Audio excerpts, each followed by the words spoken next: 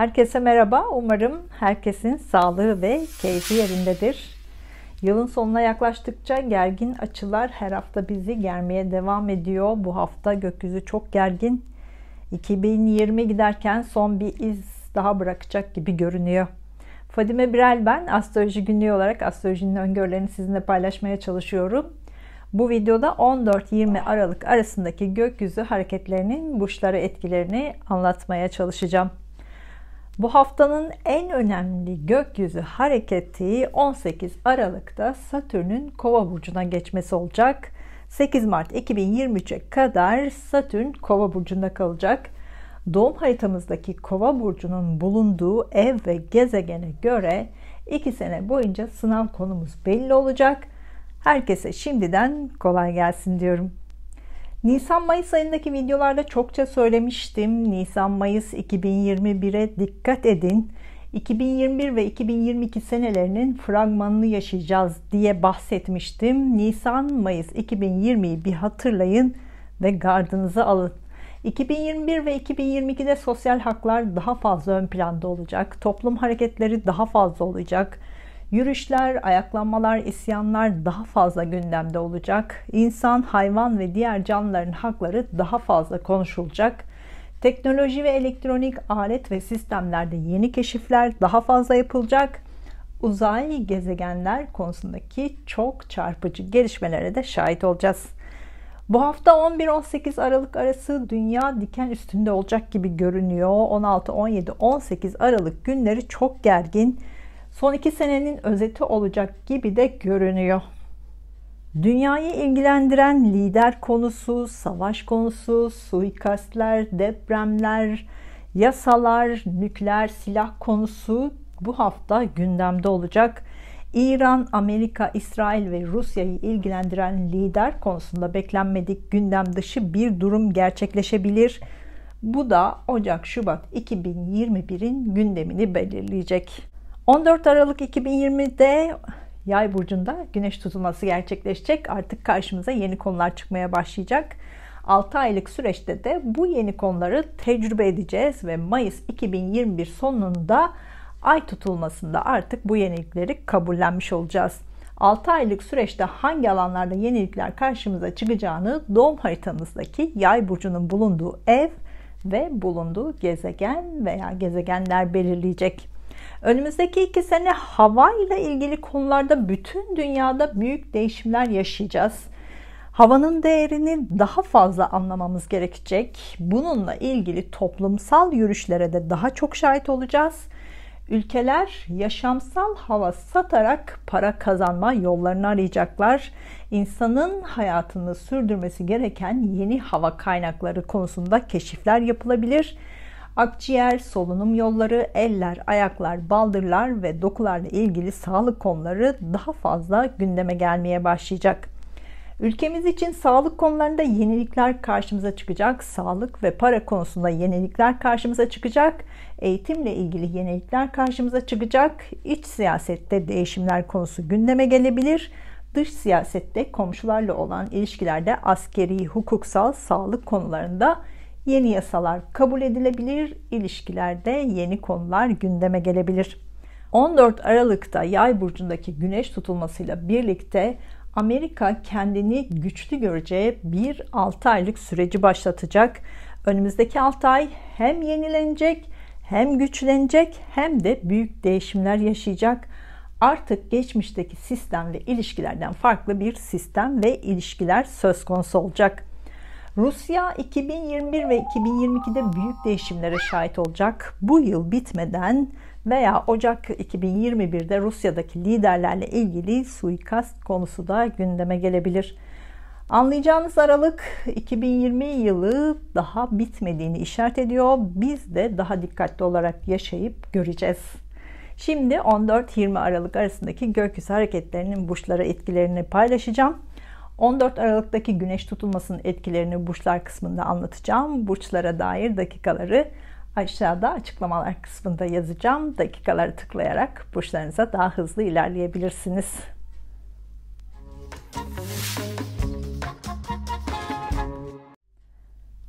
Burcu, yükselen burcu, ay burcu, Mars burcu ve Satürn burcu, Koç burcu olanlar 14-20 Aralık haftası gökyüzü transitlerinin burcunuza etkilerini anlatmaya çalışacağım. Çok yorgunsunuz, kafanız hala karışık. Şöyle bir sihirli güç olsa da sizi alsa şöyle uzun bir tatile götürse diye düşünüyorsunuz. Evet, hayaller böyle ama bu hayallerin gerçek olması için Ocak ayını da sabırla bitirmeniz gerekecek. Yaklaşık 1,5 ay daha sabrınız sınanacak, gücünüz sınanacak, enerjiniz sınanacak. İşle, güçle, ilişkilerle, iletişimle, uzun yolculuklarla çok fazla yorulacaksınız. 7 Ocak 2021'den sonra biraz olsun nefes alacaksınız da Ocak 2020 sonundan önce derin nefes almanız biraz zor gibi görünüyor. 14 Aralık'ta gerçekleşecek güneş tutulmasıyla birlikte eğitim hayatında olanlar artık yeni bir döneme başlayacaksınız. Yeni bir hedefe kilitleneceksiniz. Bu hedefi sonuçlandırmanız Mayıs 2021'in sonu olacak. Yurt dışı ile bağlantılı işi olanlar 14 Aralık'tan itibaren yurt dışı ile ilgili yeni konular gündemimize gelecek. Ya var olan işinizde yeni adımlar atacaksınız ya da yurt dışı ile bağlantılı yeni bir işe başlayacaksınız. Bu iş bağlantısı uzun yolculuklar yapmanıza da neden olacak. Bu işin tam randıman olarak tamamlanması Mayıs 2021 sonunu bulabilir. O zamana kadar bu işinizi toparlayacaksınız. 18 Aralık 2020'den sonraki süreçte sosyal alanlarda, toplumsal alanlarda, sosyal mecralarda yeni işler karşınıza çıkmaya başlayacak. Ya var olan işinizi bu platformlara taşıyacaksınız ya da yeni bir alan yaratacaksınız. Teknolojik, elektronik alet ve sistemleri, e-ticaret gibi alanları artık daha fazla kullanmaya başlayacaksınız. 2021 ve 2022 senelerinde yeni sosyal alanlara girmeye başlayacaksınız. Yeni arkadaş ortamlarına girmeye başlayacaksınız. Eski arkadaşlarınız arasında değişimler yaşayacaksınız. Eski arkadaşlarınızla ilişkilerinizi sorgulamaya başlayacaksınız. Eski arkadaşlarınızın sizin hayatınızdaki değişimlerine şahit olacaksınız. Son senelerde, son aylarda iş konusunda ya değişimler yaşadınız ya da büyük, yoğun tempoda çalıştınız. Ocak 2021 sonuna kadar da iş konusunda yoğun olacaksınız. Ya değişimler yaşayacak, ya yeni işe başlayacak ya da işinizden ayrılacaksınız. Ocak-Şubat 2021'de sürekli parasal konular gündeminizde olacak. İşinizden kaynaklı parasal kazanımlarınız da çok fazla olacak. Kripto para gibi konular, hızlı para kazanma yöntemleri Ocak-Şubat 2021'de sürekli gündeminizde olacak. Bunlara dair başlangıçlar yapabilirsiniz. Ama sakın unutmayın, önümüzdeki 5 sene para konusunda ani değişimler hep yaşayacaksınız. Ani para kazanımları, ani para kayıpları sürekli söz konusu olacak. Bu hafta başında borç alacak konularında daha kolay çözümler üreteceksiniz. Hafta sonuna doğru uzun yolculuklarla ilgili harcamalar daha fazla yapabilirsiniz. Bu hafta alışveriş çok fazla yapabilirsiniz. Bu hafta eğitim hayatında olanlar eğitimle ilgili konularda çok fazla görüşmeler yapacaksınız. Yeni bir döneme başlangıç, yeni bir dönem başlangıcı ile ilgili basın yayında, medyada yeni konular karşınıza çıkabilir. Eğitimle ilgili konularda iletişim halinde olacaksınız. Yurt dışı ile ilişkisi olanlar bu hafta yurt dışı ile bağlantılı konularda yoğun iletişim halinde olacaksınız. Yeni aşk arayanlar uzun yolculuklarda, yurt dışı ile bağlantılı konularda, eğitimle ilgili alanlarda yeni biriyle tanışabilirsiniz. Bu tanışmayla birlikte uzun vadeli bir ilişkiye de başlayabilirsiniz. 2021 yılı yaklaştıkça merakınız da artmaya başladı. Yıllık danışmanlıkla ilgili talepleriniz de bayağı yoğun. İlginize çok teşekkür ediyorum. Danışmanlık alan arkadaşlar bilirler, yıllık danışmanlık öngörülerini videolarımdaki gibi mistik ve teknik terimler kullanmıyorum. Kalıcı olması adına da yazılı göndermeyi tercih ediyorum. İlgilenen arkadaşlar astrolojigünlüğ@gmail.com adresime mail atabilirler. 14-20 Aralık haftasına gün gün bakacak olursak haftanın ilk günlerinde uzun yolculuk planlarınızı sorun olmadan daha kolay halledebilirsiniz. Uzun yolculuklarla ilgili yeni konular gündemimize gelmeye başlayacak. Eğitim hayatında olanlar, hafta başında eğitimle ilgili konular gündeme gelecek. Hafta başında sınavlarınız varsa bunlarda başarılı olabilirsiniz. Hafta ortasında işi olanlar yoğun bir tempo içinde olacaksınız. İşle ilgili beklediğiniz yeni haberleri alabilirsiniz. İşinizle ilgili büyük ve beklenmedik bir değişim de yaşayabilirsiniz. Son aylarda sürüncemede kalan konularda yeni gelişmeler de karşınıza çıkabilir. 18-19 Aralık'ta gökyüzünde sert açılar çok fazla olacak. Özellikle iş konusunda önemli adımlar atabilirsiniz. Sakin ve sabırlı olursanız bu adımlar sizi başarılara taşır. Sakin olmazsanız işle ilgili kayıplar yaşayabilirsiniz. İş görüşmeleri için hafta ortasına randevu verebilirsiniz. İşle ilgili enerjiniz çok yüksek olacak. Yeni işlere daha fazla odaklanabilirsiniz. Eğitim hayatında olanlar hafta ortasında eğitim konusunda başarılı olacaksınız. Planlarınızı ona göre yapabilirsiniz. Haftanın son günlerinde sosyal mecralarda, sosyal alanlarda daha fazla vakit geçireceksiniz. Arkadaşlarınızla planlar yapabilirsiniz. Haftanın gerginliğini üzerinizden atabilirsiniz. Haftanın son günlerinde önümüzdeki 2 sene sizi meşgul edecek e-ticaret gibi alanlarda, sosyal mecralarda, sosyal alanlarda, teknoloji ve elektronik ortamları kullanacağınız işlerde, başlangıçlarda yapabilirsiniz. Güzel bir hafta olmasını diliyorum. Duygusal hayatınızla ilgili işaretler için Ay burcunuzu, iş ve eğitim hayatınızla ilgili işaretler için Mars ve Satürn burcunuzda izlemelisiniz.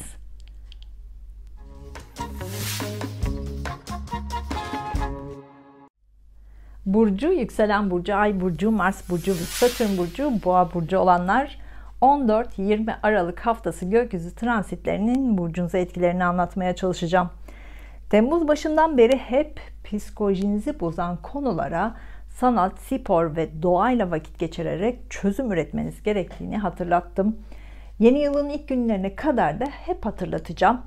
Hatta bu haftayla birlikte borç alacak konuları, sağlığınızla ilgili konular psikolojinizi biraz daha fazla zorlamaya başlayacak. Uzun yolculuk yapmak isteyeceksiniz ve yapamayacaksınız. Yurt dışına çıkmak isteyecek ama çıkamayacaksınız. Bunlar da sizi biraz daha baskı altına sokacak gibi görünüyor. Bu yüzden lütfen derin nefes terapileri yapın.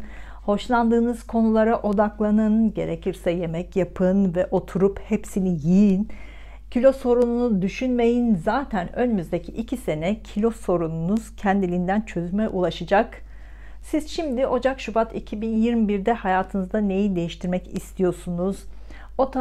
O tarihlerde işle ilgili hayatınıza yenilik ne katabilirsiniz? Eğitim hayatınızda nasıl bir başlangıç yapabilirsiniz? Bunları bir düşünün.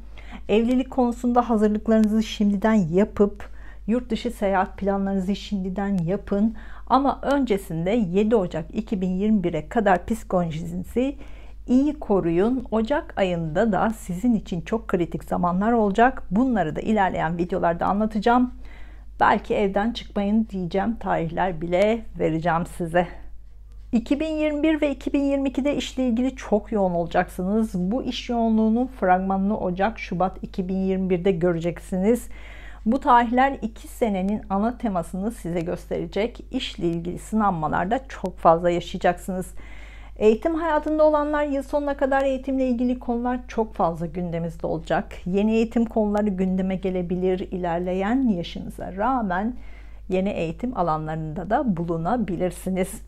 Yurt dışı ile bağlantılı işi olanlar bu hafta bu işlerinizde daha yoğun olacaksınız. Bu işlerinizle ilgili büyük başarı kazanabilirsiniz. Yeni anlaşmalar, sözleşmeler de yapabilirsiniz. 14 Aralık'taki güneş tutulmasıyla birlikte borç alacakla ilgili yeni konular gündemimize gelmeye başlayacak. Bu yeni kredi başlangıcı olabilir, banka işlemleriyle ilgili yeni konular olabilir. Mayıs sonuna kadar bu konuları toparlayacaksınız. 14 Aralık'taki güneş tutulmasıyla birlikte miras konuları da gündemimizde ise bununla ilgili güzel gelişmeler de karşınıza çıkacak. Gündemimizde değilse yeni miras konuları gündeme gelebilir. Mayıs 2021 sonunda bu konularda da sonuçları göreceksiniz. Bu hafta borç alacak konularında çok fazla görüşmeler yapacaksınız. Bunlarla ilgili iletişim halinde olacaksınız. Yeni çözümler arayışı içinde olacaksınız. Bu hafta çözüm üretmekte daha kolay olacak. 2021 yılı yaklaştıkça merakımız da artmaya başladı. Yıllık danışmanlıkla ilgili talepleriniz de bayağı yoğun. İlginize çok teşekkür ediyorum. Danışmanlık alan arkadaşlar bilirler, yıllık danışmanlık öngörülerinde videolarımdaki gibi mistik ve teknik terimleri kullanmıyorum.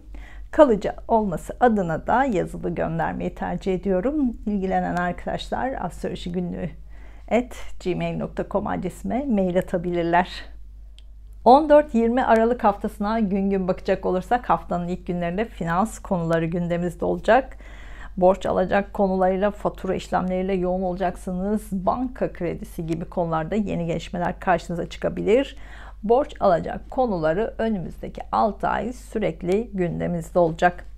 Evliliklerinde, ortaklıklarında sorun yaşayanlar haftanın ilk günlerinde hukuksal konular gündemimizde olacak. Hukuksal konularda yeni konular önünüze gelecek.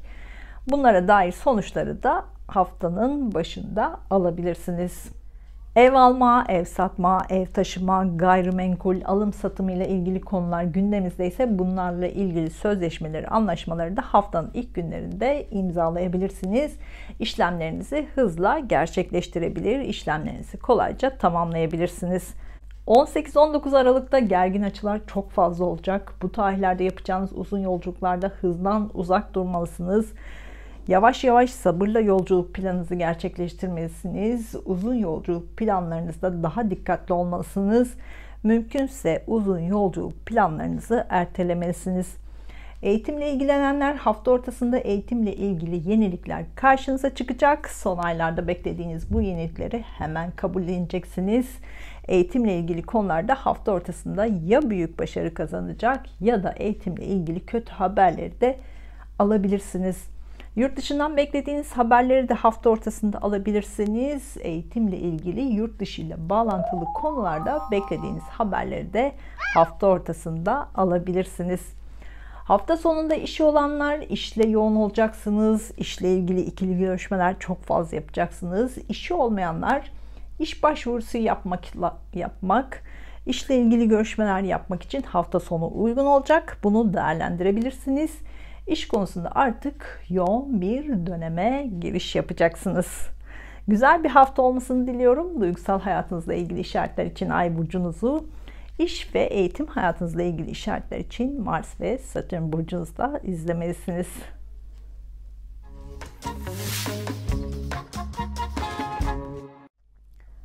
Burcu, yükselen burcu, ay burcu, Mars burcu ve Satürn burcu, ikizler burcu olanlar 14-20 Aralık haftası gökyüzü transitlerinin burcunuza etkilerini anlatmaya çalışacağım.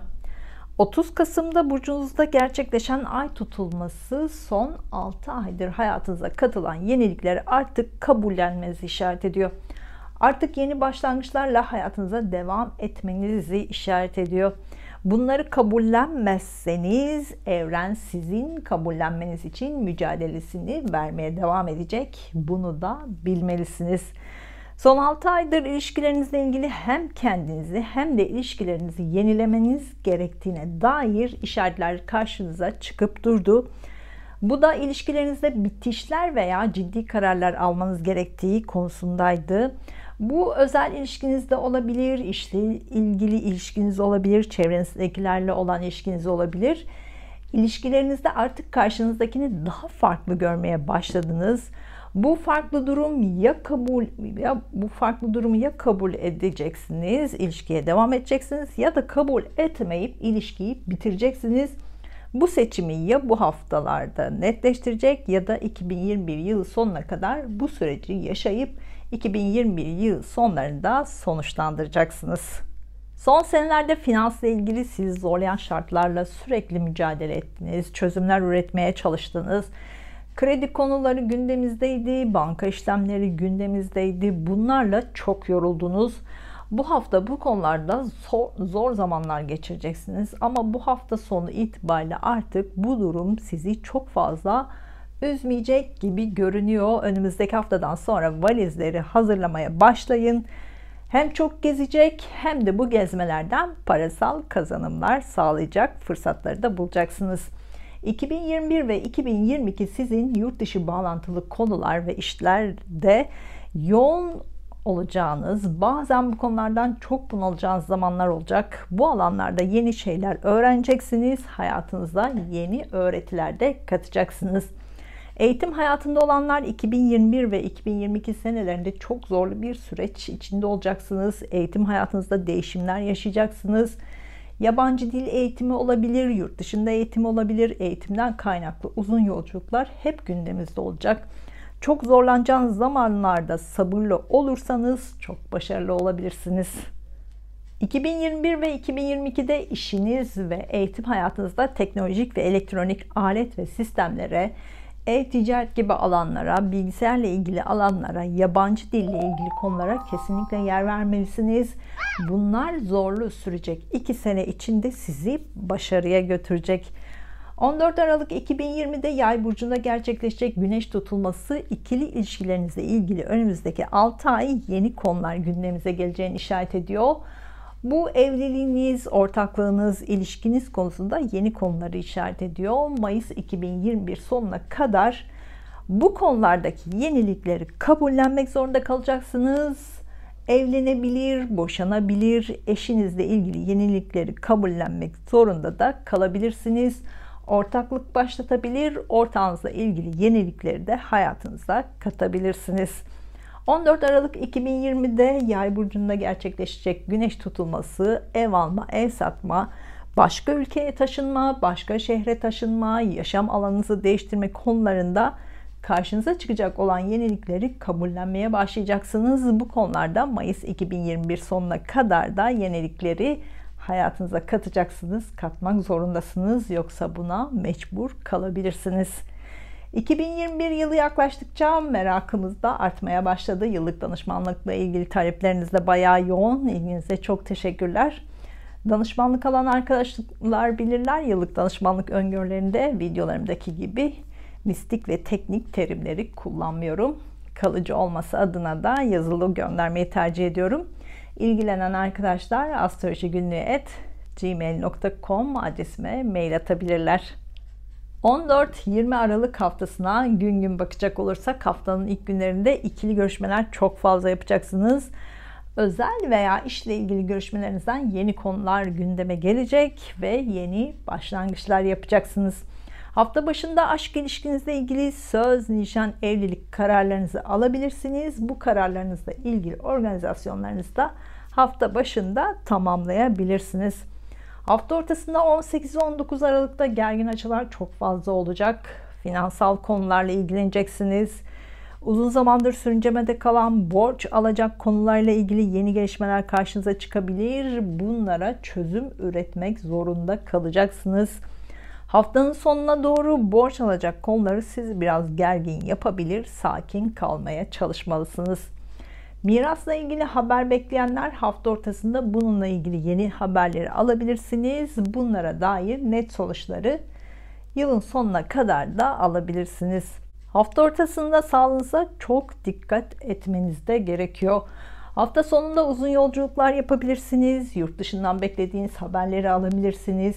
Yurt dışı ile bağlantılı konularda görüşmeler çok fazla yapacaksınız. Bu görüşmeler finansal olarak zorlandığınız konulara çözüm üretebilirsiniz. Bu konularla birlikte bu konularda da başlangıçlar yapabilirsiniz.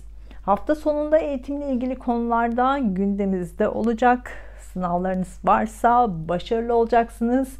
Önümüzdeki 2 sene eğitim konusundaki sınanmalarınız bu hafta sonuyla birlikte başlayacak. Güzel bir hafta olmasını diliyorum. Duygusal hayatınızla ilgili işaretler için Ay burcunuzu, İş ve eğitim hayatınızla ilgili işaretler için Mars ve Satürn burcunuzda izlemelisiniz.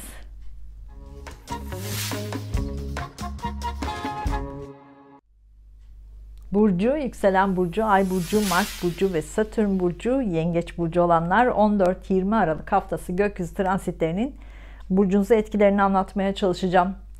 Son 2 senedir hem iş hem de özel hayatınızda, ikili ilişkilerinizde gösterdiğiniz sabrın sonuçlarını bu hafta göreceksiniz.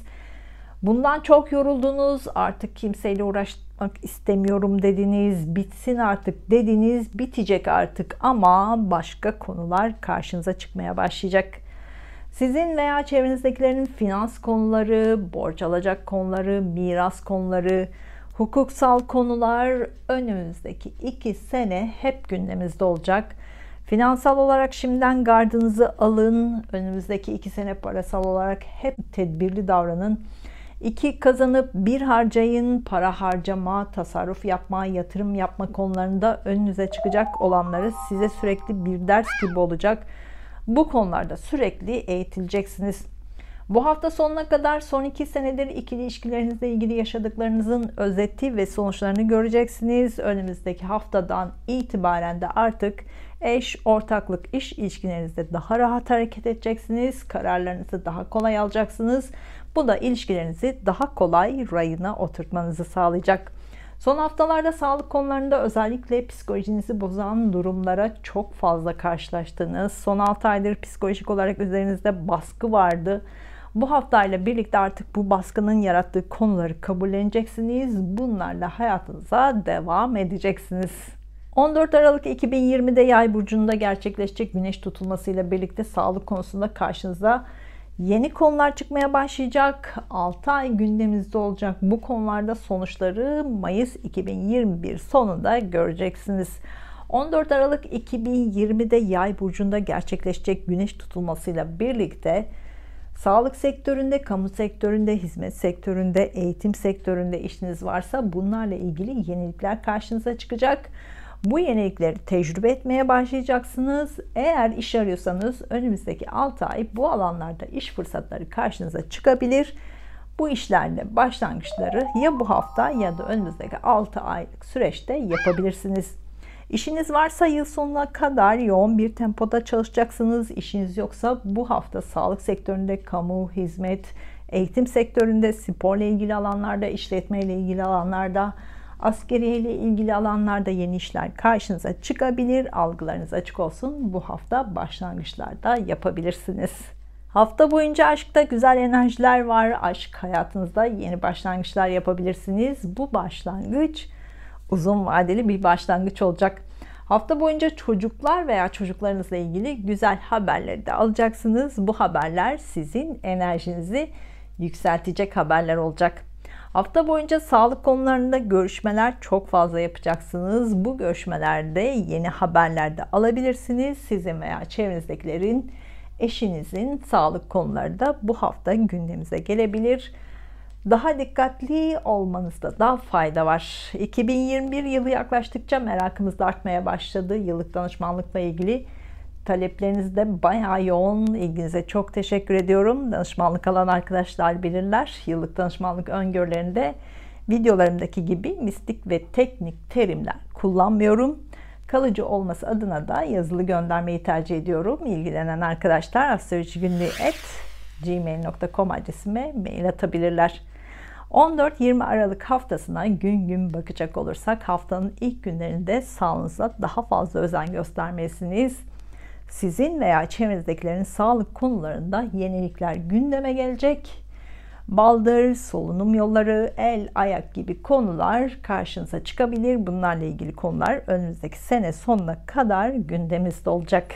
Sağlık sektöründen, kamu sektöründen, hizmet sektöründen, eğitimle ilgili alanlardan iş başvurusuna cevap bekleyenler bu hafta bu cevapları alıp hafta başında da yeni işe başlayabilirler. Bu uzun vadeli bir iş olacak. 18-19 Aralık'ta gergin açılar çok fazla olacak. Bu da sizin hem iş hem özel hayatınızda hem aile hayatınızda ikili görüşmelerde gergin zamanlar yaşayacağınızı işaret ediyor. Bu gerginliğin olacağını bilerek daha sakin olmalı, kararlarınızda daha dikkatli olmalısınız. İkili görüşmelerinizi bu tarihlerde yapmazsanız iyi olur. İnatlaşmalar çok fazla yaşayabilirsiniz. Daha önceden planlanmış söz, nişan, evlilik organizasyonlarınızı da hafta ortasında gerçekleştirebilirsiniz ama duygu ve mantık karmaşası yaşayabilirsiniz. Evlilik veya ortaklıkla ilgili hukuksal konularda yeni gelişmeler karşınıza çıkacak. Hafta ortasında bu hukuksal konuların tamamlanması söz konusu olacak. İlişkilerle ilgili hukuksal konularda sonuçları da hafta ortasında alabilirsiniz. Hafta sonunda harcamalarınızı daha az yapmalısınız. Borç alacak konularla ilgili görüşmeler çok yapabilirsiniz. Borç alacak, banka işlemleriyle ilgili yeni gelişmeler de karşınıza çıkacak. Önümüzdeki 2 senede bu konular sürekli gündemimizde olacak. Güzel bir hafta olmasını diliyorum. Duygusal hayatınızla ilgili işaretler için Ay burcunuzu, iş ve eğitim hayatınızla ilgili işaretler için Mars ve Satürn burcunuzda izlemelisiniz.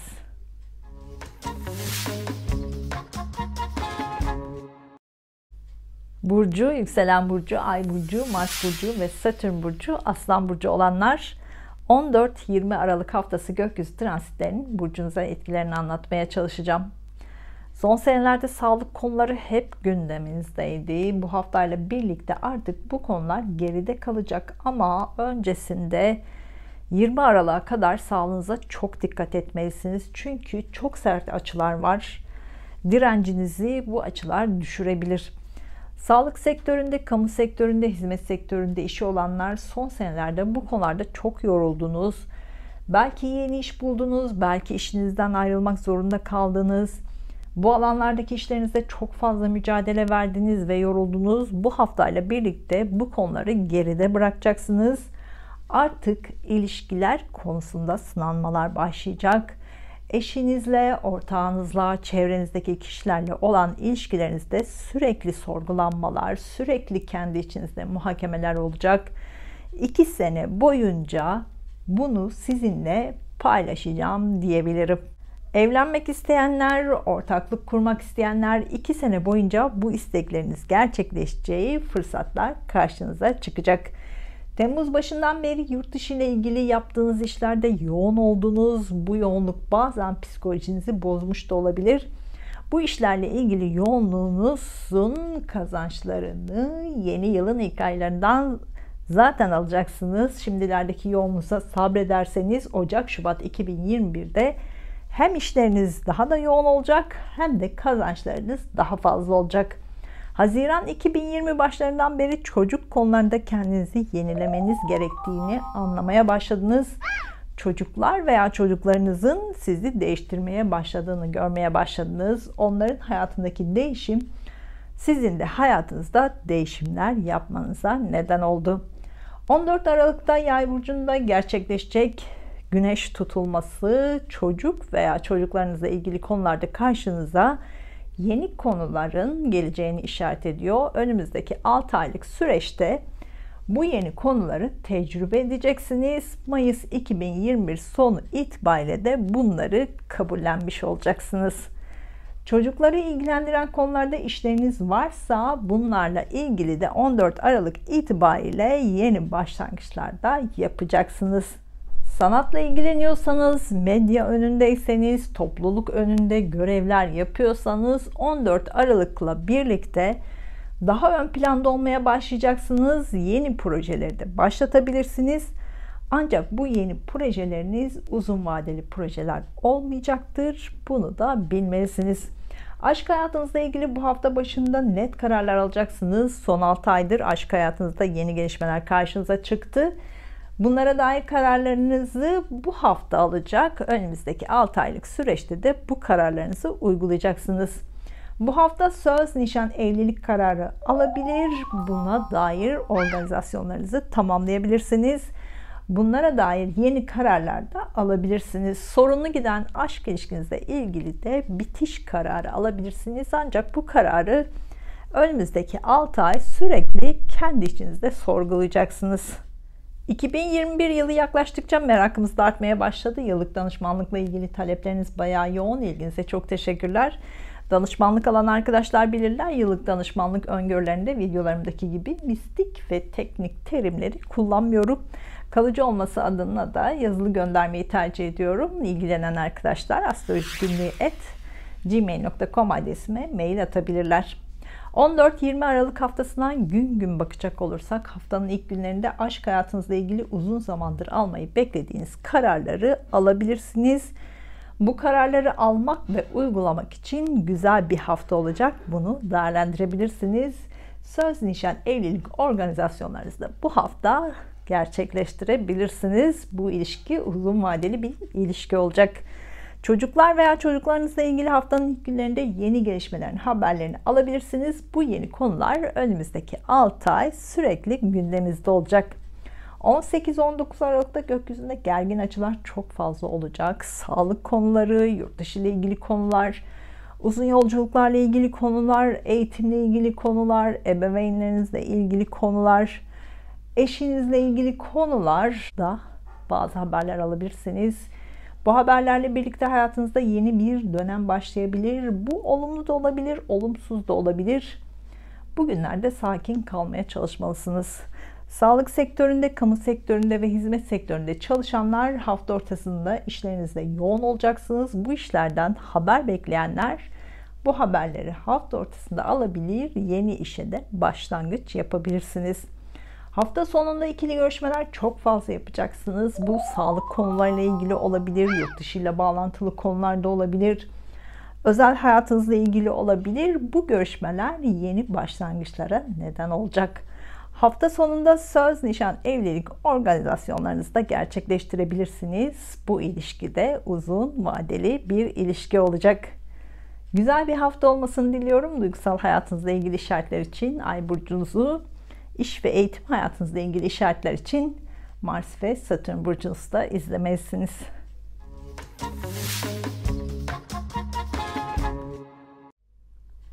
Burcu, yükselen burcu, ay burcu, Mars burcu ve Satürn burcu, Başak burcu olanlar 14-20 Aralık haftası gökyüzü transitlerinin burcunuza etkilerini anlatmaya çalışacağım. Son aylarda ev değiştirme, ev alma, ev satma, taşınma gibi konularda yenilikler sürekli karşınıza çıkıp durdu. Evinizle ilgili köklü değişimleri bu haftayla birlikte yapabilirsiniz. Önümüzdeki 6 aylık süreçte de bu konular sürekli gündemimizde olacak. Şehir değiştirme, ülke değiştirme, başka diyarlara taşınma fikri de 2021 yılı sonuna kadar hep gündemimizde olacak. 2021 yılı sonuna kadar da bunu gerçekleştirmeniz daha kolay olacak. Özellikle Ocak-Şubat 2021 bunun için de çok uygun olacak. Son aylarda ebeveynlerinizle ilgili değişimler sizin de hayatınızda değişimlere neden oldu. Bunları kabullenmek zor oldu. Bu haftayla birlikte ebeveynlerinizle ilgili yeni konular gündeme gelmeye de başlayacak.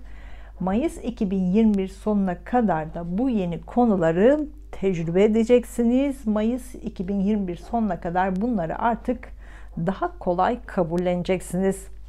Hukuksal konularla bağlantısı olanlar bu hafta bu konularda net kararlar karşınıza çıkacak. Bunların sonuçlarını yeni yılın ilk günlerine kadar da göreceksiniz. Son aylarda işlerinizle ilgili kafanız sürekli karışmaya başladı. İşinizle ilgili değişimler yapma fikirleri oluşmaya başladı. Ama neresinden başlayacağınızı bilemediniz. İşinizi hepten değiştirmek mi, iş yerinizi değiştirmek mi, iş alanınızı değiştirmek mi, işinize yeni bir sistemi getirmek mi?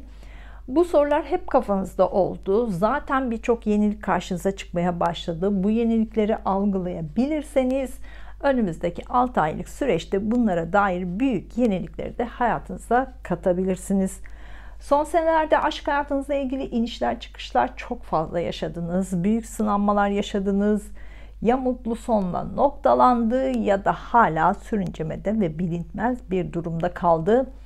Yılın sonuna kadar aşkla ilgili konularda sabrınız çok sınanacak. Bu da aşk ilişkinizde ciddi kararlar almanıza neden olacak. Özellikle bu hafta bu konuda net kararlar alacaksınız. Sabrederseniz ilişkinizde güzel sonuçları alabilirsiniz. Sabredemezseniz ilişkinizi bitirme konusu gündeme gelebilir. Çocukları ilgilendiren konular yıl sonuna kadar hep gündemimizde olacak. Çocuklar ve çocuklarınızla ilgili bu hafta büyük değişimlere şahit olabilirsiniz. Çocukları ilgilendiren işleriniz varsa bunlarda sabrederseniz çok başarılı olacaksınız. Sabredemezseniz işinizde sorunlar yaşayabilir, işinizi değiştirmek zorunda kalabilirsiniz. Hafta boyunca söz, nişan, evlilik planlarınızı tamamlayabilirsiniz. Yeni eve taşınabilir, evinizde büyük tadilatlar da yapabilirsiniz. Borç alacak konularına çözüm üretmek yıl sonuna kadar daha kolay olacak ama yine de sizi biraz zorlayabilir. Harcamalarınıza daha dikkat etmelisiniz. Yatırım konuları da gündemimizde ise bunlara dair sonuçları da yılın sonuna kadar tamamlayabilirsiniz. Bu işlemlerinizi de hızla gerçekleştirebilirsiniz. Bu hafta ebeveynlerinizi ilgilendiren parasal konularda gündeminize gelebilir. Hukuksal konularda işlemleri olanlar yıl sonuna kadar bunlarla ilgili konularda sonuçları görebilirsiniz.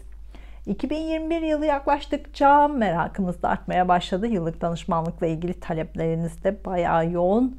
İlginize çok teşekkür ediyorum. Danışmanlık alan arkadaşlar bilirler. Yıllık danışmanlık öngörülerinde videolarımdaki gibi mistik ve teknik terimleri kullanmıyorum. Kalıcı olması adına da yazılı göndermeyi tercih ediyorum. İlgilenen arkadaşlar astrolojigünlüğü@gmail.com adresime mail atabilirler. 14-20 Aralık haftasına gün gün bakacak olursak haftanın ilk günlerinde evinizde vakit geçirmek isteyeceksiniz. Evinizde ailenizle ve ebeveynlerinizle vakit geçirebilirsiniz. Evinizde değişiklikler yapabilirsiniz. Ev taşıyabilir, ev alma, ev satma, evde büyük tadilatlar yapma konusundaki büyük bir adımı da haftanın ilk günlerinde atacaksınız. Evinize yeni değişiklikler katacaksınız. Uzun yolculuklar yapmak için de haftanın ilk günleri uygun olacak. 18-19 Aralık günleri gökyüzünde gergin açılar çok fazla olacak. Çocuklarınızı ilgilendiren konularda başlangıçlar ve sonuçları görebilirsiniz. Çocuklarınızın hayatında yeni bir pencere açılabilir. Bu da sizin hayatınıza değişim katabilir. Çocuklarla ilgili harcamalarda hafta ortasında çok fazla yapabilirsiniz. Çocukları ilgilendiren alanlarda işi olanlar hafta ortasında yoğun olacaksınız. Bu alanlarda yeni fikirler de geliştirebilirsiniz. Bu alanlarda büyük başarılar kazanabilirsiniz. Bu konularda başlangıçlar ve bitişler söz konusu olacak. Hafta ortasında aşk hayatınızla ilgili çok önemli gelişmeler yaşayabilirsiniz. Aşk ilişkisinde olduğunuz kişinin hayatındaki değişim sizin de hayatınızda değişime neden olabilir. Aşk hayatınızla ilgili bazı konular artık daha net olacak. Hafta sonunda sağlığınıza daha fazla özen göstermelisiniz. Eller, ayaklar, dokular, solunum yollarıyla ilgili sağlık konuları gündemimize gelebilir. Bu konular önümüzdeki 2 senede sürekli gündemimizde olabilir. Önümüzdeki 2 sene bunlarla sınanma halinde de olabilirsiniz. Güzel bir hafta olmasını diliyorum. Duygusal hayatınızla ilgili işaretler için Ay burcunuzu, iş ve eğitim hayatınızla ilgili işaretler için Mars ve Satürn burcunuzda izlemelisiniz.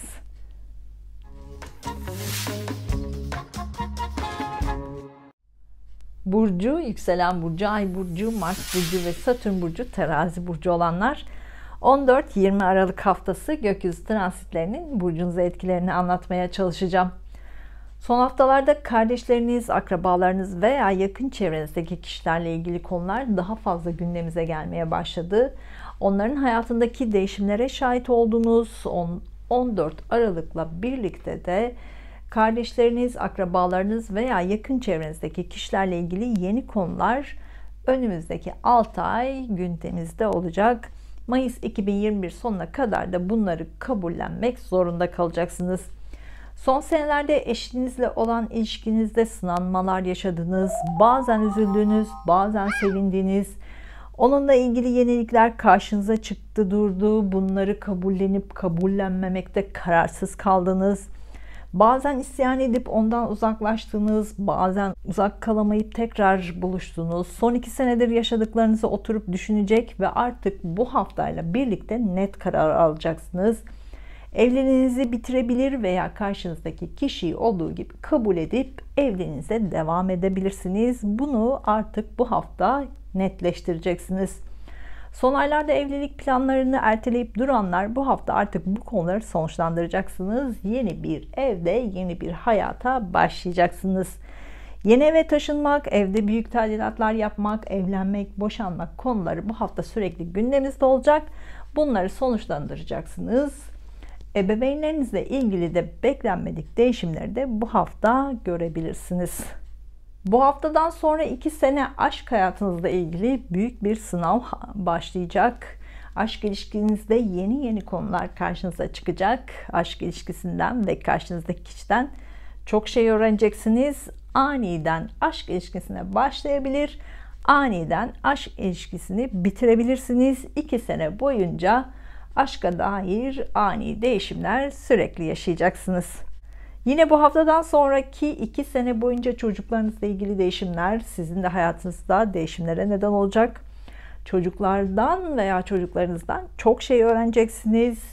Bu da sizin hayata bakış açınızı değiştirecek. Çocuklarınızın hayatındaki değişimler sizin de hayatınızda değişimler yapmanıza neden olacak. Çocuklarla ilgili konularda iş yapanlar veya bu konularda iş yapma planı olanlar önümüzdeki 2 sene bu alanlarda çok yoğun olacaksınız. Şimdiden altyapınızı yapmalısınız. Buna dair hayallerinizi şimdiden kurgulamalısınız.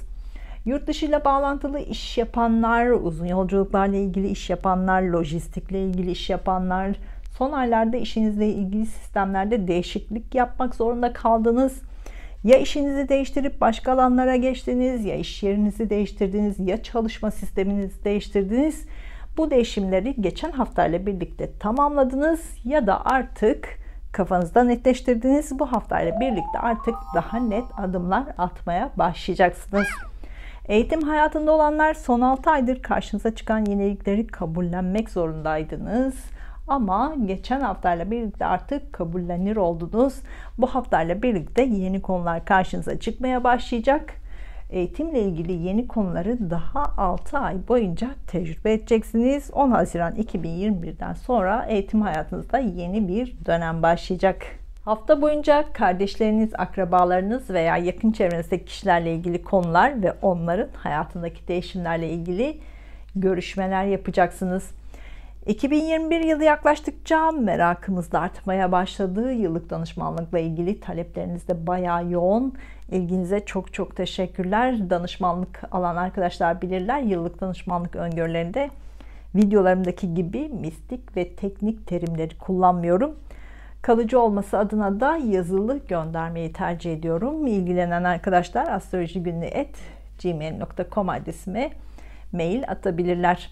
14-20 Aralık haftasına gün gün bakacak olursak haftanın ilk günlerinde basın yayınla ilgili, iletişimle ilgili, medya ile ilgili, lojistikle ilgili, eğitimle ilgili konularda büyük bir başlangıca imza atabilirsiniz. Bu başlangıç önümüzdeki sene sonuna kadar sürekli gündemimizde olacak.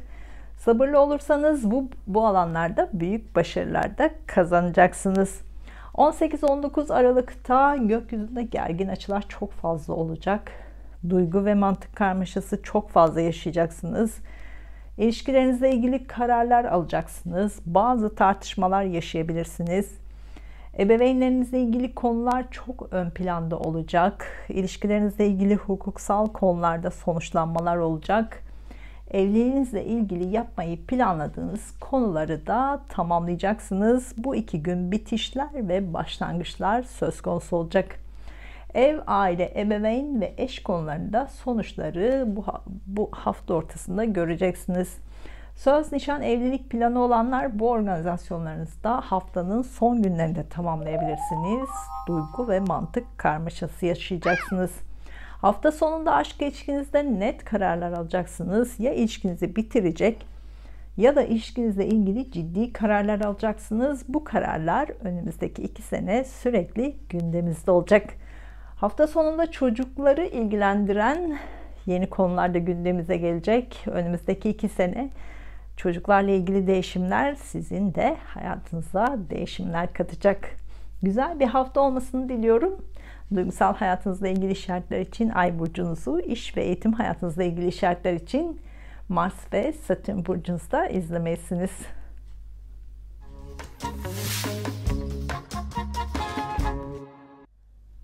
Burcu, yükselen burcu, Ay burcu, Mars burcu ve Satürn burcu, Akrep burcu olanlar 14-20 Aralık haftası gökyüzü transitlerinin burcunuza etkilerini anlatmaya çalışacağım. Son senelerde kardeşleriniz, akrabalarınız veya yakın çevrenizdeki kişilerle ilgili konularda sınanma halindeydiniz. Onlarla olan ilişkilerinizi sürekli muhakeme ettiniz. Onların hayatındaki değişimlere şahit oldunuz. Bu haftayla birlikte son 2 senedir yaşadıklarınızı son kez hafızanızda canlandıracak ve önümüzdeki haftadan sonra bunları geride bırakacaksınız. Ama bu hafta kardeşleriniz, komşularınız ve yakın çevrenizdeki kişilerin hayatlarındaki değişimlere yine şahit olabilirsiniz. Bu da son 2 senenin muhakemesini yapmanıza neden olacak. Son aylarda sağlık konuları sürekli gündemimizdeydi. Sizin veya çevrenizdekilerin sağlıkla ile ilgili konular yıl sonuna kadar da gündemimizde olmaya devam edecek. Özellikle bu hafta kardeşleriniz, akrabalarınız ve yakın çevrenizdeki kişilerin sağlıklarında yeni gelişmelere de şahit olabilirsiniz. Sağlık sektörüyle ilgili, hizmet sektörüyle ilgili, kamu sektörüyle ilgili konularda işleriniz varsa bu alanlarda yıl sonuna kadar çok yoğun olacaksınız. Bu yoğunluk bazen sizin sabrınızı sınayacak ve bu işlerinizde değişimleri zorlayacak. Eğer sabrederseniz işinizde başarı kazanacaksınız, sabredemezseniz işinizi kaybedebilirsiniz. Yeni iş arayanlar yıl sonuna kadar sağlık alanlarında, hizmet, kamu, eğitimle ilgili alanlarda, sporla ilgili, askeriye ile ilgili, finansla ilgili, iletişim, basın, yayın gibi alanlarda iş fırsatları karşınıza çıkabilir. Bu işleri değerlendirebilirsiniz. Bu alanlarda kesinlikle iş bulabilirsiniz. Algılarınız açık olsun. Bu haftadan sonra hayatınızda bazı değişimler yaşamaya başlayacaksınız. Evlilik hayali olanlar önümüzdeki 2 sene bu hayalinizi gerçekleştireceksiniz. Bu fırsatlar karşınıza çıkacak. Ev almak isteyenler bu hayalinizi önümüzdeki 2 sene gerçekleştirebileceksiniz. Evinden taşınmak isteyenler, buna dair hayaller kurarsanız aniden taşınma kararı alabilirsiniz. Önümüzdeki 2 sene uzun yolculuklar daha fazla yapacaksınız. Bunlara da hazırlıklı olmalısınız. Bunlarla ilgili hayaller de kurmalısınız. Son 2 senedir özgürlük ve ilişkiler konusunda kendi içinizde çözemediğiniz konuları önümüzdeki 2 sene sürekli muhakeme edeceksiniz. Bu bazen evliliğinizi sorgulamanıza da neden olacak. Evlilik ve ilişki konusunda sorunlar yaşamaya başlayabilirsiniz. Ocak-Şubat 2021'de evliliğinizle ilgili bitiş ya da devam konusunda net kararlar da alabilirsiniz. Önümüzdeki 2 sene ebeveynlerinizle ilgili konularda da sürekli gündeminizde olacak. Onların hayatındaki değişimlere de şahit olacaksınız. 14 Aralık'taki güneş tutulmasıyla birlikte parasal konularda yenilikler karşınıza çıkmaya başlayacak. Yeni parasal kaynaklar yaratabilirsiniz. Uzun zamandır beklediğiniz para elinize geçebilir. Olumlu para konuları gündemimize gelebilir.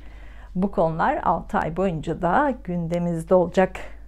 2021 yılı yaklaştıkça merakımız artmaya başladı. Yıllık danışmanlıkla ilgili talepleriniz de bayağı yoğun. İlginize çok teşekkür ediyorum. Danışmanlık alan arkadaşlar bilirler. Yıllık danışmanlık öngörülerinde videolarımdaki gibi mistik ve teknik terimler kullanmıyorum. Kalıcı olması adına da yazılı göndermeyi tercih ediyorum. İlgilenen arkadaşlar astrolojigünlüğü@gmail.com adresine mail atabilirler. 14-20 Aralık haftasına gün gün bakacak olursak haftanın ilk günlerinde işinizden kaynaklı parasal olumlu gelişmeler de yaşayacaksınız. Haftanın ilk günlerinde yeni parasal konular gündemimize gelecek. Para kazanmakla ilgili yeni gelişmeler karşınıza çıkabilir. Yeni başlangıçlar da yapabilirsiniz. Hafta başında mistik konularla daha fazla zaman geçirebilirsiniz. Bunlarla ilgili projeleriniz varsa başlangıçlar yapabilirsiniz. 18-19 Aralık'ta gökyüzünde gergin açılar olacak. Kardeşlerinizle, komşularınızla, yakın çevrenizdeki kişilerle ilişkilerinizde biraz gergin durumlar olabilir. Daha sakin olmalısınız. Bu 2 gün özellikle görüşmelerinizde daha sakin kalmalısınız. 18-19 Aralık'ta kardeşleriniz, akrabalarınız veya yakın çevrenizdeki kişilerin hayatındaki değişimler sizin de hayatınızda değişim katabilir. Hafta sonunda evinizde vakit geçirmek isteyeceksiniz. Evinizde, ailenizle vakit geçirmek için planlar yapabilirsiniz. Ebeveynlerinizle vakit geçirmek için planlar yapabilirsiniz. Ev taşıma, evde tadilatlar yapma, ev değişikliği konularında köklü değişimler yapabilir ya da bu konularda değişimleri başlatabilirsiniz. Hafta sonunda ebeveynlerinizle ilgili konularda da yenilikler karşınıza çıkmaya başlayacak. Güzel bir hafta olmasını diliyorum. Duygusal hayatınızla ilgili işaretler için Ay burcunuzu, iş ve eğitim hayatınızla ilgili işaretler için Mars ve Satürn burcunuzda izlemelisiniz.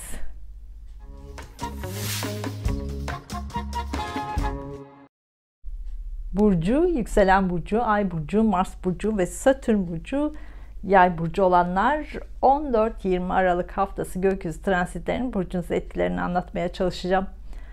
Güneş hala burcunuzda ilerliyor. Bu da size güç ve enerji veriyor. Bu haftayla birlikte enerjiniz daha da yükselecek.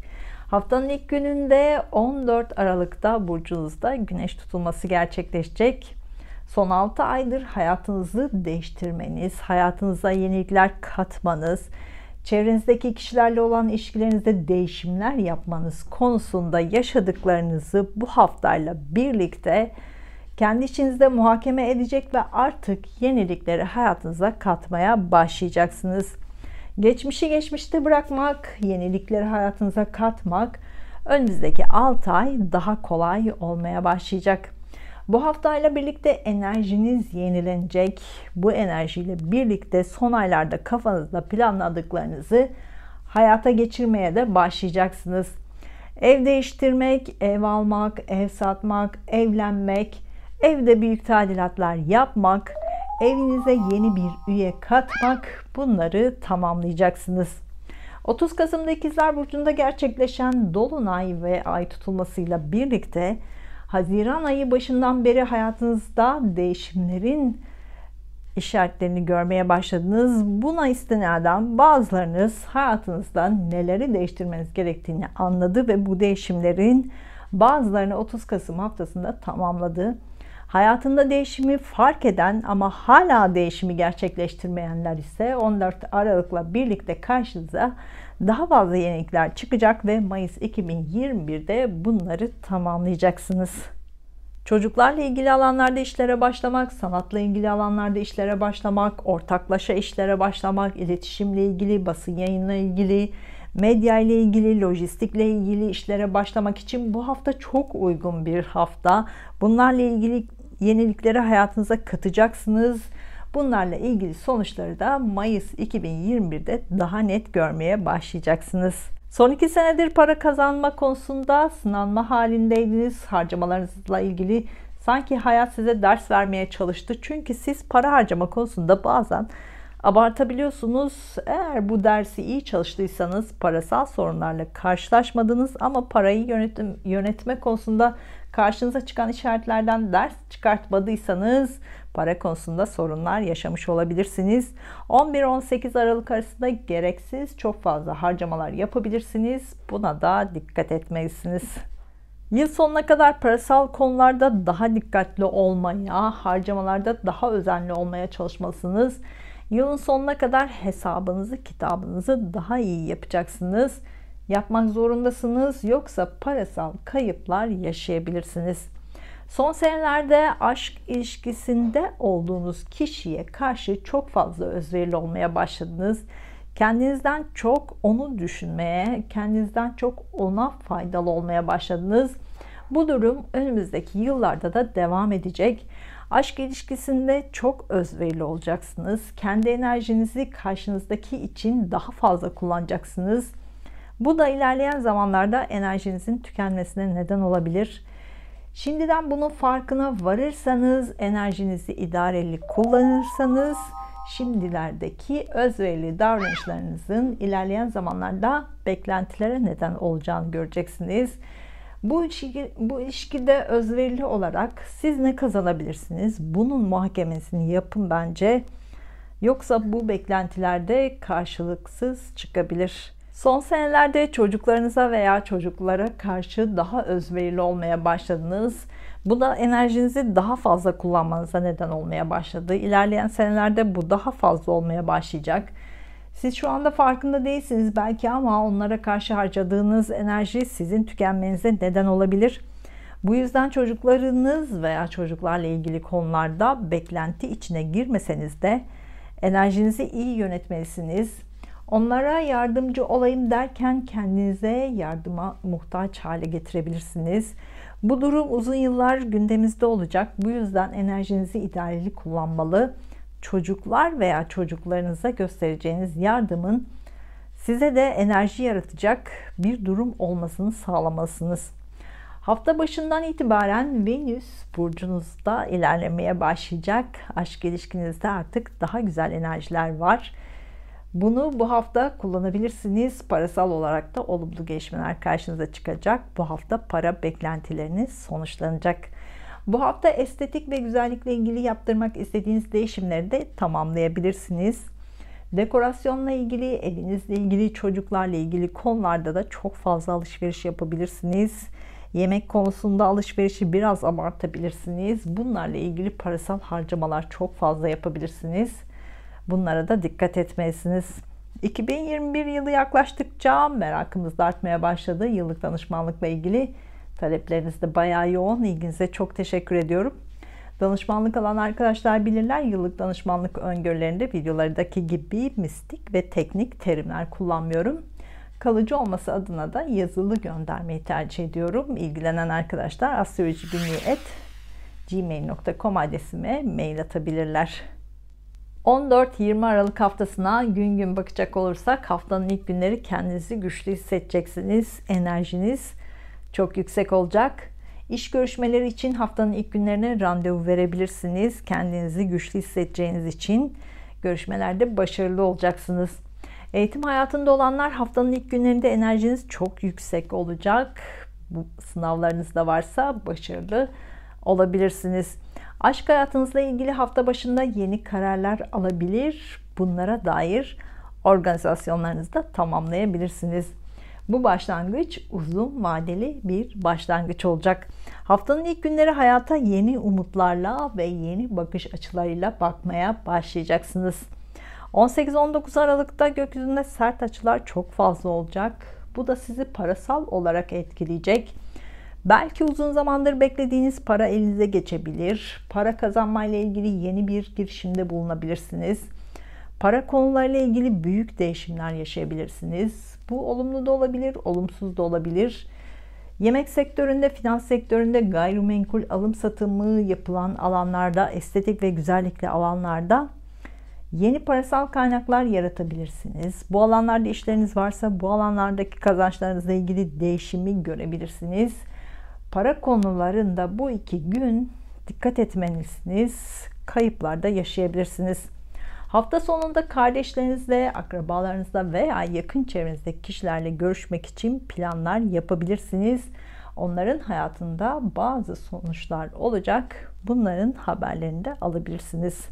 Basın yayınla ilgili, iletişimle ilgili, medya ile ilgili, lojistikle ilgili, eğitimle ilgili konularda hafta sonunda büyük bir başlangıca imza atabilirsiniz. Bu başlangıç önümüzdeki 2 sene sizin gündeminizde olacak. Sabırlı olursanız bu alanlarda büyük başarılar kazanabilirsiniz.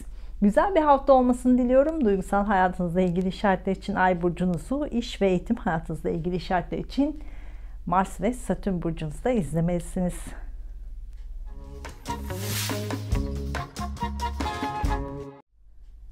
Burcu, yükselen burcu, Ay burcu, Mars burcu ve Satürn burcu, Oğlak burcu olanlar 14-20 Aralık haftası gökyüzü transitlerinin burcunuza etkilerini anlatmaya çalışacağım. Son 2 sene yaşadıklarınızı son 6 aydır analiz ederek, bunlardan ders çıkartarak geçirdiniz. Hala sabrınız kaldıysa bu hafta buna ihtiyacınız olacak. Satürn ve Jüpiter burcunuzda çıkarken son bir sürpriz yapabilir. Buna hazırlıklı olmalısınız. Zira 28-29 dereceler çok etkili olmakta. Bu hafta evinizle ilgili, ailenizle ilgili, eşinizle ilgili, ebeveynlerinizle ilgili, çocuklarınızla ilgili, işinizle ilgili konularda ani gelişmeler yaşayabilirsiniz. Daha dikkatli olmalı, daha sabırlı olmalısınız. Haziran ayından beri ruhsal olarak kendinizde yenilenmeler olduğunu fark etmeye başladınız. Kendi içinizde yapmanız gereken yolculuğu başlattınız. Bunu ya mistik konulardan destek alarak, ya meditasyon yaparak ya da sezgilerinizi kullanarak yapmaya başladınız. 2021 yılı sonuna kadar ruhsal hayatınızı nasıl yenileyeceğinize dair işaretler sürekli karşınıza çıkacak. Buna dair öğretiler sürekli karşınıza çıkacak. Siz de bu yenilikleri kabul eder ve uygularsanız psikolojiniz bozulmadan ruhsal olarak kendinizi yenileyebilirsiniz. İşaretleri mutlaka dikkate almalısınız. ruhsal ve psikolojik yanınızı yenilemelisiniz. Yoksa sağlığınızla ilgili sorunlarla karşılaşabilirsiniz. Mistik konularla ilgili, meditasyonla ilgili, psikik güçlerle ilgili konularda bu hafta karşınıza yenilikler çıkabilir. Bunları önümüzdeki 6 ay analiz edecek, bazen tecrübe edecek ve hayatınıza katacaksınız. Psikolojinizi ve dolayısıyla sağlığınızı daha olumlu hale getirmek için bu öğretileri kesinlikle dikkate almalısınız. Eskiden beri mistik konulara, psikik güçlere, din ve inanç konularına olan bakış açınız bu haftadan itibaren artık daha farklı olmaya başlayacak. Buna dair yeni öğretiler karşınıza çıkmaya başlayacak. 2021 yılı sonuna kadar da bunları tecrübe edecek, bunlara dair araştırmalar yapacaksınız. 2021 yılı sonuna kadar mistik konularla ilgili, psikik güçlerle ilgili, meditasyon gibi konularla ilgili işler yapabilir. Bu alanlardan kazançlar da sağlayabilirsiniz. Buna dair işaretleri son aylarda görmeye başladıysanız bu haftayla birlikte bunları hayatınıza katacak ve başlangıçlar yapacaksınız. Önümüzdeki 6 ayda bu işleri öğrenecek ve hayatınızda daha fazla yer vermeye başlayacaksınız. Son 6 aydır sizin veya çevrenizdekilerin sağlıklarıyla ilgili sürekli yeni konular gündeme gelmeye başladı. Geçen haftayla birlikte bu yenilikleri kabullenmek daha kolay olmaya başladı. 2021 yılı sonuna kadar da sağlık konusunda yenilikler hep karşınıza çıkacak. Bunun farkında olur ve kolayca kabullenirseniz sorun büyümeden kolayca çözümler üretebilirsiniz.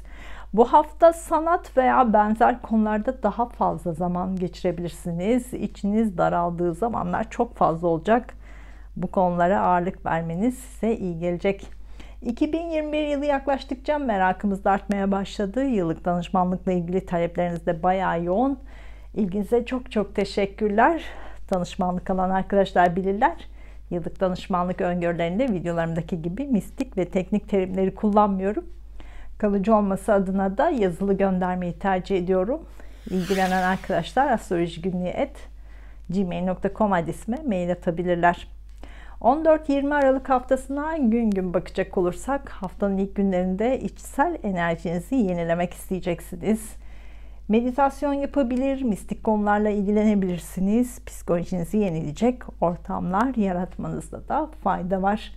Hafta başıyla birlikte psikolojinizi yenilemek için yeni sistemlerde öğrenmeye başlayabilirsiniz. 18-19 Aralık'ta gökyüzünde gergin açılar çok fazla olacak. Zaten siz yılın sonuna kadar büyük değişimler hayalinde oldunuz. Bu 2 gün de bunlardan biri olacak.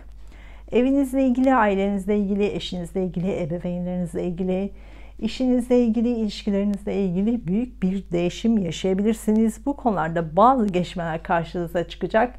Bu gelişmeler sizin hayatınızda değişimleri başlatabilir. Güçlü olmak zorunda kalabilirsiniz. Bu 2 gün bazı önemli kararları da alacaksınız. Söz, nişan, evlilik planı olanlar bu hafta ortasında bu organizasyonlarınızı yapabilirsiniz. Bunu gerçekleştirirken duygu, mantık karmaşası çok fazla yaşayacaksınız. Sorunlu giden ilişkilerinizle ilgili bu özel olabilir, işle ilgili olabilir. Hukuksal sonuçları da haftanın ortasında görebilirsiniz. Hafta sonunda parasal olarak güzel yeni gelişmeler karşınıza çıkacak. Uzun zamandır beklediğiniz parayla ilgili haber alabilirsiniz. Bu para elinize geçebilir. Hafta sonunda para kazanma ve yatırım yapma konusunda yeni fikirler de oluşabilir. Bu fikirler önümüzdeki 2 sene sürekli gündemimizde olacak. Güzel bir hafta olmasını diliyorum. Duygusal hayatınızla ilgili işaretler için Ay burcunuzu, İş ve eğitim hayatı ile ilgili işaretler için Mars ve Satürn burcunuzda izlemelisiniz.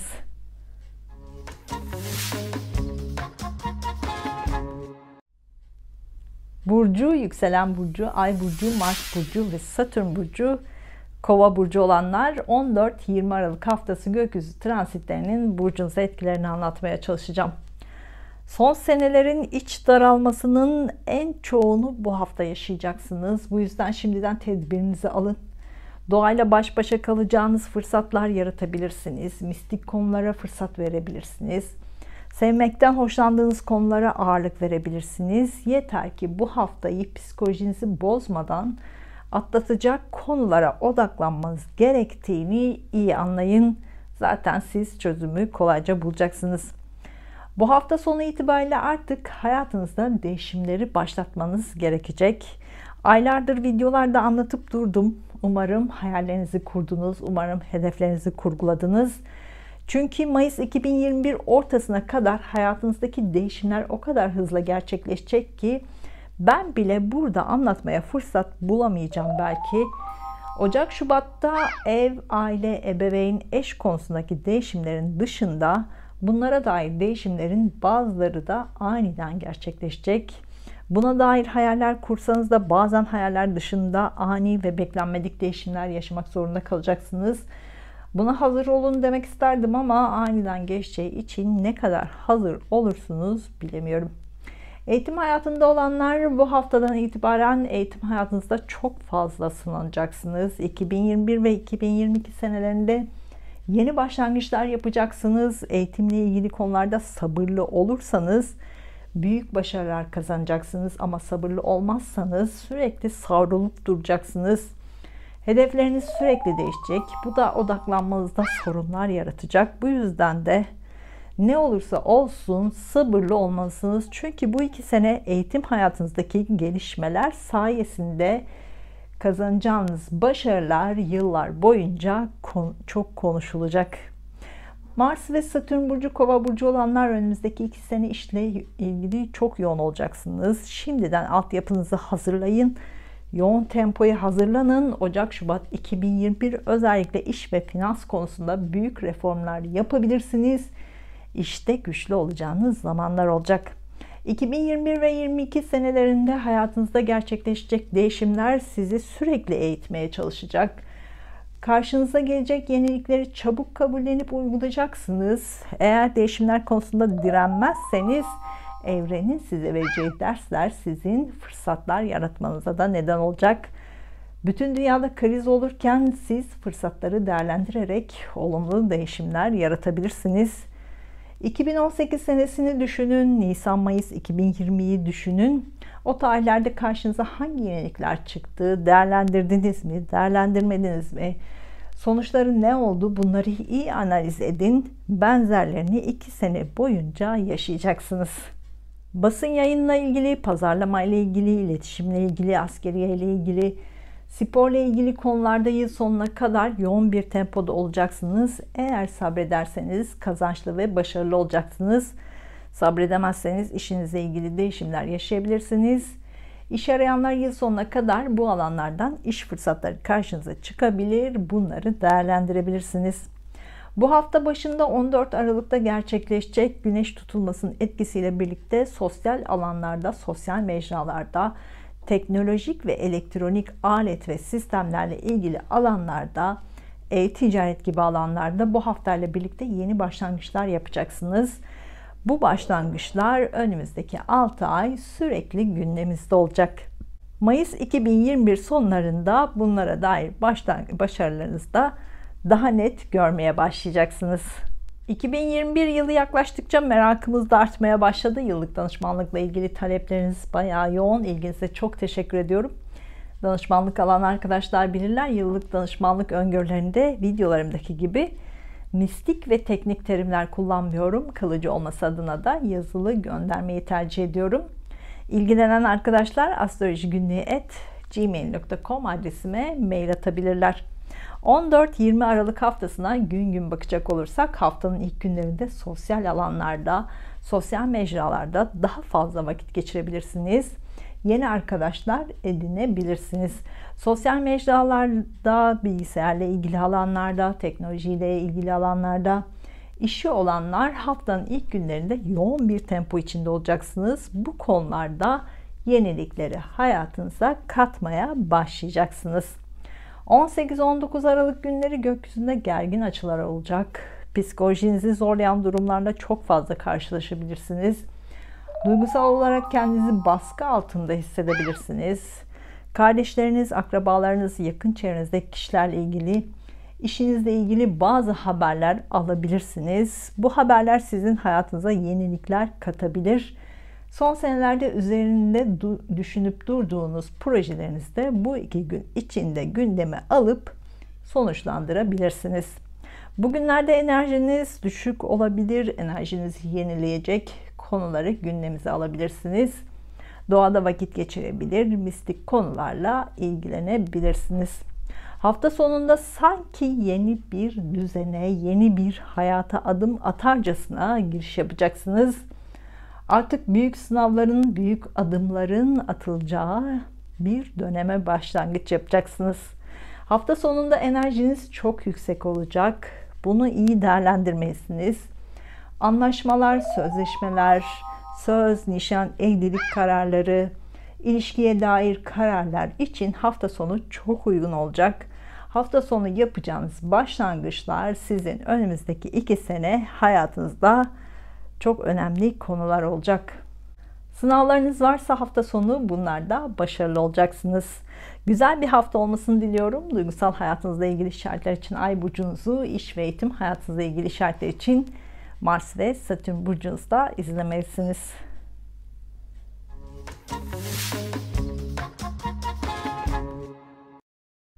Burcu, yükselen burcu, Ay burcu, Mars burcu ve Satürn burcu, Balık burcu olanlar 14-20 Aralık haftası gökyüzü transitlerinin burcunuza etkilerini anlatmaya çalışacağım. Haziran başından beri işinizle ilgili değişimler yapmanızla ilgili işaretler karşınıza çıkmaya başladı. Ya iş alanınızı değiştirecek, ya iş yerinizi değiştirecek, ya işinizi taşıyacak ya da yeni işe başlamanız gerekiyordu. Buna dair sonuçları 30 Kasım haftasında görmeye başladınız. 14 Aralık'taki güneş tutulmasıyla birlikte de işle ilgili konularda yenilikler daha fazla karşınıza çıkmaya başlayacak. Önümüzdeki 6 ay bu yenilikleri tecrübe edeceksiniz. Mayıs 2021 sonlarında da bu yenilikleri hayatınıza katmış ve kabullenmiş olacaksınız. Önümüzdeki 2 sene sanatı, psikik güçleri, mistik konuları, psikolojiyle ilgili alanları hayatınızın bir köşesinde kesinlikle tutmalısınız. İçiniz daraldığında bunlara çok ihtiyacınız olacak. Kendinizi yenilemeniz gerektiğinde bunlara ihtiyacınız olacak. Kendinize hedefler yaratmanız gerektiğinde bunlara ihtiyacınız olacak. Çünkü 2 sene sürekli hayaller kuracaksınız. Hedefler belirleyeceksiniz. Bunları da 2023'ten sonra gerçekleştireceksiniz. E-ticaret gibi alanlarda, sosyal alanlarda veya sosyal mecralarda işi olanlar, teknolojiyle veya elektronik sistemlerle işi olanlar yıl sonuna kadar işlerinizde daha hızlı hareket edeceksiniz. Eğer sabırlı olursanız işlerinizde yıl sonuna kadar daha başarılı olacak. Bu alanlardan kazançlarınız daha fazla olmaya başlayacak. Ama sabırlı olmazsanız iş kaybınız olabilir, işinizde değişimler yaşayabilirsiniz. Bu hafta teknolojik ve elektronik alet ve sistemlerle ilgili işlerinizde bu alanlarla ilgili konularda sizi gelecek bazı şeyler karşınıza çıkabilir. Buna dikkat etmelisiniz. Bunlarla ilgili daha dikkatli olmalı, daha sabırlı olmalısınız. Biliyorsunuz sizin sezgileriniz çok kuvvetli. Bunu hayatınızın hemen her alanında çok iyi kullanabiliyorsunuz. Son senelerde rüyalarınız, sezgileriniz, algılarınız daha yoğun olmaya başladı. Size daha fazla işaretler vermeye başladı. Mistik konularla, psikik güçlerle daha fazla ilgilenmeye başladınız. Onların size yön vermesine daha fazla izin vermeye başladınız. Bu da sizin hayatınızda yeni pencereler, yeni kapılar açılmasına neden oldu. Bu haftayla birlikte bu özelliklerinizi hayatınızda katacağınız yeniliklerde daha fazla kullanmaya başlayacaksınız. Son aylarda evinizle ilgili, ailenizle ilgili, eşinizle ilgili, ebeveynlerinizle ilgili konularda hayatınıza yeni konular eklemeye başlandı. Geçen haftayla birlikte artık bunu kabullenmeye ve bu yeniliklerle yaşamaya başladınız. Eğer bu yenilikler karşınıza çıkmadıysa 2021 yılı sonuna kadar bu konularda yenilikler karşınıza çıkacak ve siz bunları kabullenmek zorunda kalacaksınız. 2021 yılı yaklaştıkça merakınız artmaya başladı. Yıllık danışmanlıkla ilgili talepleriniz de bayağı yoğun. İlginize çok teşekkür ediyorum. Danışmanlık alan arkadaşlar bilirler. Yıllık danışmanlık öngörülerinde videolarımdaki gibi mistik ve teknik terimleri kullanmıyorum.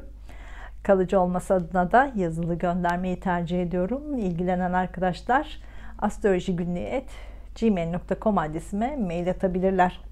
14-20 Aralık haftasına gün gün bakacak olursak haftanın ilk günlerinde işle ilgili yoğun olacaksınız. İşle ilgili yeni gelişmeler karşınıza çıkacak. İşle ilgili ikili görüşmeler çok fazla yapacaksınız. Para konusu sürekli gündeminizde olacak. Eğitim hayatında olanlar hafta başında yeni bir dönem başlayacak. Bu yeni dönemi hayatınıza katmanız biraz zaman alacak. 18-19 Aralık'ta gökyüzünde gergin açılar olacak. Arkadaşlarınızla tartışma yaşayabilirsiniz. Arkadaşlarınızın hayatında değişimlere şahit olabilirsiniz. Arkadaşlarınızla ilgili net kararlar alabilirsiniz. Sakin ve sabırlı olmaya çalışmalısınız. Sosyal mecralarda, sosyal alanlarda iş olanlar bu alanlardaki işlerinizde hafta ortasında büyük başarı yakalayabilirsiniz. Bu alanlardaki bazı gizli kapaklı konular ortaya çıkabilir. Bu da işinizle ilgili değişimlere de neden olabilir. Parasal konularda da gergin durumlar yaşayabilirsiniz. Hafta sonunda psikolojik olarak biraz gergin olabilirsiniz. Kendi içinize çekilmek, enerjinizi yenilemek isteyeceksiniz. Bu yeni enerjiye hafta başında ihtiyacınız çok olacak. Doğada vakit geçirerek, uzun yolculuklar yaparak enerjinizi yenileyebilirsiniz. Güzel bir hafta olmasını diliyorum. Duygusal hayatınızla ilgili işaretler için Ay burcunuzu, iş ve eğitim hayatınızla ilgili işaretler için Mars ve Satürn burcunuzda izlemelisiniz.